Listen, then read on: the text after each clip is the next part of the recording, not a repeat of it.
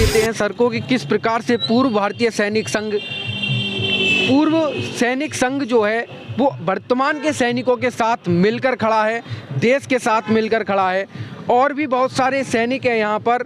हम एक तरफ से बहुत लोग हैं, इतना बात नहीं कर पाएंगे। और भी लोग हैं यहाँ पर। सर हैं, सर आपका क्या नाम है? मैं हवलदार सुभाष बाबू, मैं एयर डिफेंस आर्टिलरी से हूँ। मैं 99 में रिटायरमेंट हुआ था। अभी एक संगठन खड़ा हुआ है हमारा भारतीय पूर्व सैनिक संघ, इसकी देखरेख कर रहा हूँ। और हमारे जिला बुलंदशहर में क्या उत्तर प्रदेश में एक इकाई और बनी है, जिला सैनिक बंधु के नाम से है। उसमें डिवाई की जिम्मेवारी मेरे ऊपर सौंप रखी है। और किसी भी रिटायर्ड फौजी को या सर्विंग फौजी को या विडो को, कोई भी वीर नारी को कोई परेशानी होती है, उसकी परेशानी को लेकर एसडीएम और तहसीलदार साहब और सीओ साहब से उनके पास जा कर के उनको बता कर के यदि यहाँ से हल नहीं होता है तो हमारी डीएम साहब की मीटिंग होती है महीने में एक बार। तो हम डीएम साहब की मीटिंग में उस समस्या को रखते हैं और जिसकी समस्या होती है उसको डीएम साहब के सामने पेश भी करते हैं। ये हमारा सैनिक बंधु का उद्देश्य है, काम है हमारा, और ये उत्तर प्रदेश शासन द्वारा स्वीकृत है। तो एक और सर हैं यहाँ पर, इनसे भी बात करते हैं। सर आपका क्या नाम है? मेरा नाम महिपाल सिंह, लेफ्टिनेंट महिपाल सिंह, तलवार गांव। तो सर जिस प्रकार से हम देखते हैं कि पूर्व सैनिक और सैनिक, हम देश प्रेम की भावना से देखते हैं ये लोग कितने अपने आप में ही देश प्रेम रखते हैं। लेकिन हम देखते हैं कभी कभार कि देश में कुछ तथाकथित लोग होते हैं जो अलग ही मानसिकता के होते हैं, वो समाज को तोड़ना चाहते हैं। क्या एक सैनिक के लिए जब बॉर्डर पर तैनात रहता है तो उसके लिए ये दुख का विषय नहीं रहता कि जिसके लिए हम खड़े हैं, पूरे देश के लिए खड़े हैं, वहाँ कोई हिंदू धर्म, कोई मुस्लिम धर्म, कोई भी धर्म मायने नहीं रखता है, क्योंकि राष्ट्र उनके लिए मायने रखता है। तो आप उन लोगों को किस प्रकार से कहना चाहेंगे, क्या कहना चाहेंगे उन लोगों के बारे में जो समाज को, देश को तोड़ने की कोशिश करते रहते हैं अपने माध्यम से? सैनिक हो या पूर्व सैनिक हो, सबसे पहले उसको देश है। हाँ, उस देश के बारे में सोचता है। कोई भी सैनिक हो वो देश के बारे में गलत नहीं बोलेगा। और जो समाज को उधर उधर करने वाले हैं उनसे वो बच के रहना चाहेगा और समाज को एक इकट्ठा करना चाहेगा। मतलब समाज को बिखरना नहीं चाहेगा, इकट्ठा करना चाहेगा, एक मिलकर रहने का संदेश देगा वो।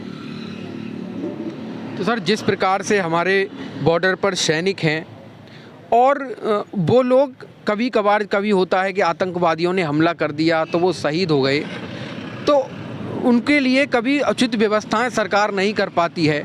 क्या आपका जो पूर्व भारतीय सैनिक संघ है उनके लिए क्या क्या उद्देश्य से कार्य करेगा और क्या क्या उनके लिए योजनाएं रहेंगी? जो भी ऐसा है जो विधवा हो गया या एक्सपायर्ड हो गया है वहाँ पे, तो उनकी हर संघ पूरी मदद करता है, कंट्रीब्यूशन करके, कैसे भी करके, मतलब तन मन धन से पूरा संघ हमारा कोशिश करता है, उसकी जितनी भी मदद हो जाएगी पूरी मदद पहुंचाने की कोशिश करता है। देखिए जी सर आपका क्या नाम है बताइए? सूबेदार major Jagdish Singh Chauhan, armoured corps से, टैंकों वाली कोर से रिटायर हूँ। बाकी सबसे पहले मैं आपके लिए 74वें गणतंत्र दिवस के मौके पर आपके चैनल के लिए मैं धन्यवाद देना चाहूँगा तमाम पूर्व सैनिक संगठन की तरफ से कि आपने हमारी आवाज़ के लिए आगे पहुँचाने के लिए कवरेज की। धन्यवाद आपका। तो आप किस प्रकार से समाज को संदेशित करेंगे, किस प्रकार से न्यू मैसेज देंगे जिससे हमारा समाज विघटित ना हो? समाज के लिए सबसे पहले तो एकता का संदेश देंगे कि टोटल समाज एकता के साथ में देश के बारे में सोचे। देश के बारे में सोचने के अलावा जितनी भी न्यू जनरेशन है उसके बारे में हमारा एक सैनिक संगठन बनाने का मकसद है कि न्यू जनरेशन के लिए प्रेरित करना, सेना में भर्ती होने के लिए। सेना में भर्ती होना है, एयरफोर्स में, नेवी में, किसी भी डिफेंस में भर्ती होने के लिए प्रेरित हों।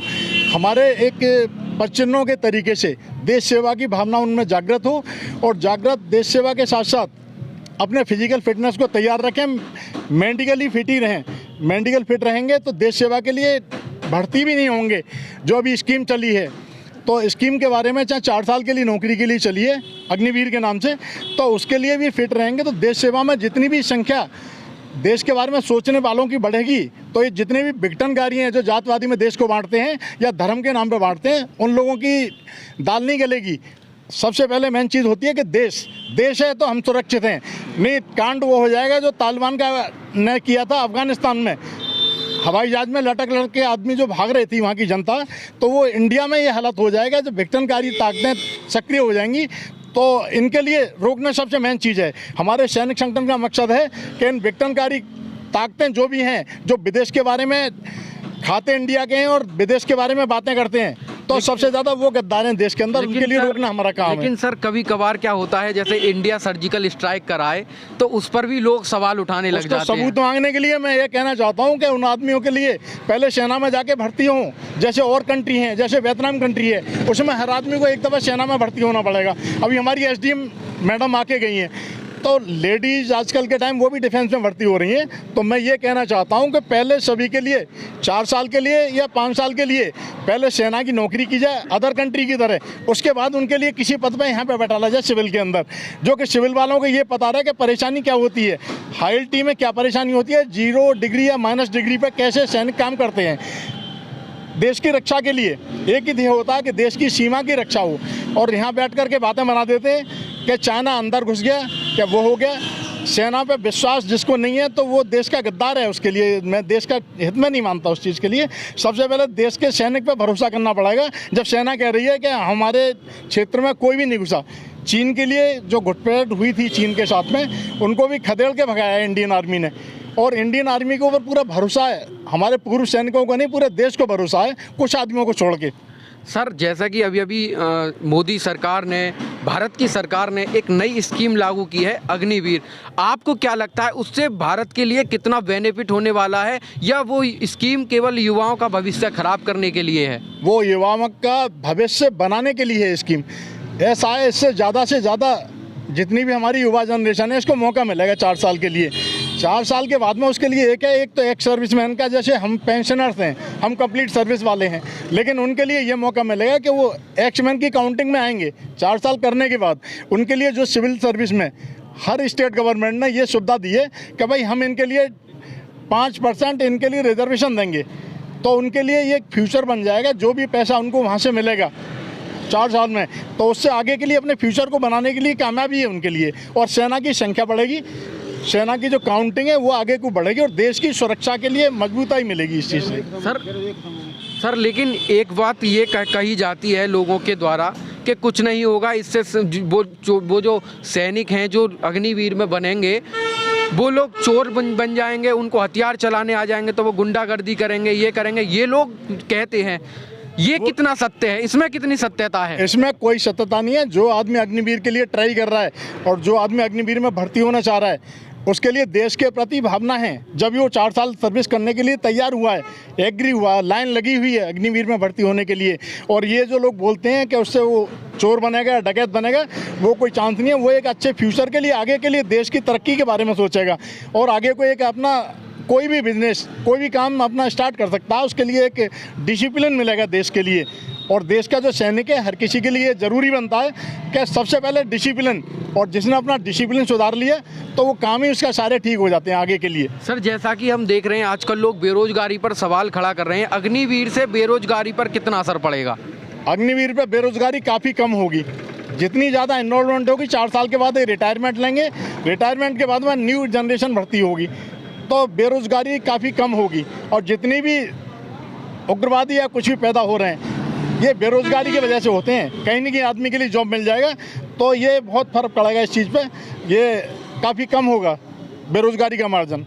तो देखिए हमने हर मुद्दे पर सर से बात की है, अग्निवीर हो या बेरोजगारी हो या फिर अन्य कोई भी मुद्दा हो, सर का ये भी कहना है कि जो लोग इस प्रकार से अग्निवीर पर सवाल उठा रहे हैं वो कहीं ना कहीं समाज को भयभीत कर रहे हैं, देश को भयभीत कर रहे हैं, केवल और केवल बेरोजगारी के नाम पर।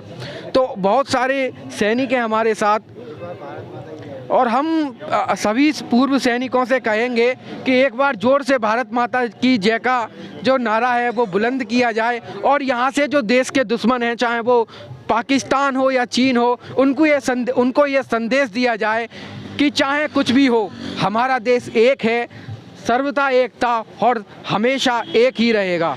तो एक बार सभी के साथ भारत माता की जय का नारा हम बुलवाएंगे सर से। भारत माता की जय, भारत माता की जय, भारत माता की जय, भारत माता की जय, भारत माता की जय।